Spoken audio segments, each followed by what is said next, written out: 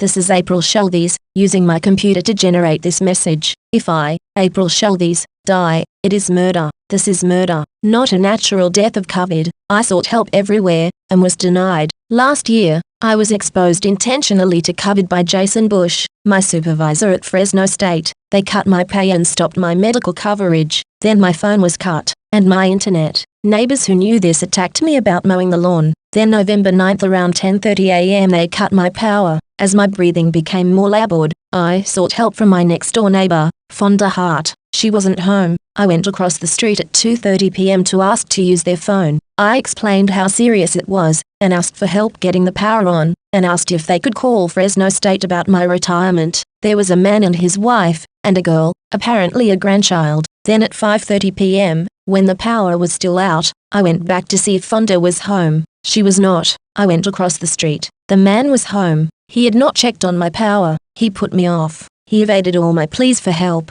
He asked for my name, but when I gave it and asked for his, he would only give me his first name, Mel. Finally I realized he was never going to help me, so I asked to use the phone to call my father. I knew my father would not help me, and has never helped me, and his Mormon mafia who already had 2 of my brothers killed when they stopped going to church. But I was out of options. I called Karl. He did not pick up. I started to leave a message. He finally picked up, and argued with numerous reasons why it was my fault he never helped me, although I told him in person when he came down to confirm I was dead exactly how serious it was, and told him that I knew Mormons were a cult, and that the affliction would not arise a second time, and he was responsible to have me thoroughly healed. I found these scriptures in the Bible, and while praying realized that they were used by Mormons and other cults as code. He ignored it. He accused me of not returning his calls, and I said I had no money for a phone. Nearly a year later, he was still accusing me of that, and I said my phone was turned off months and months ago. He used the same excuse when my brother Todd was killed.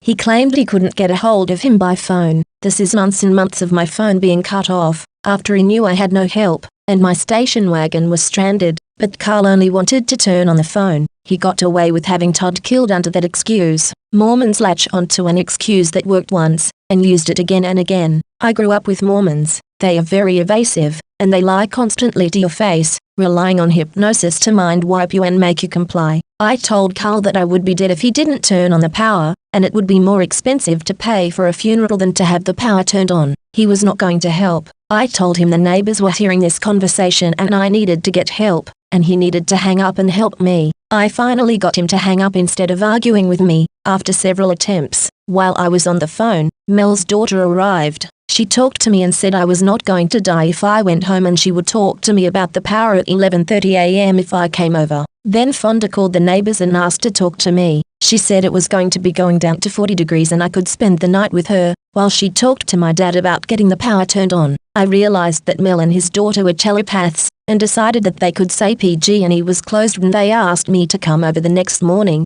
but as I would probably be comatose, they could just say I didn't show up and they assumed the problem was solved. I accepted Fonda's help. She made my father get the power turned back on the next day and said I could come over to use her internet connection. She also told me she and her assistant Cory were going to get me the help I needed. This morning, Sunday, November 13th, around 9 a.m., I walked over to Fonda's house. She was home, and said I could use her internet from home. She said she had guests, and invited me over this afternoon to talk to her about it. She is my only help at this point. If I don't get help from her, there is no one else. This is murder, murder. This is the end of the 1,000 years tribulation. Psychic predators are using hypnosis and the science of the mind to control and manipulate you. The Bible calls them demons. This is April Schulthies, and I am not happy, and will not be happy, until every demon is removed from the earth. Lucifer and his minions must be cast into the lake of hellfire and brimstone that ascends forever and ever. I pray daily for the Lord to destroy the destroyers.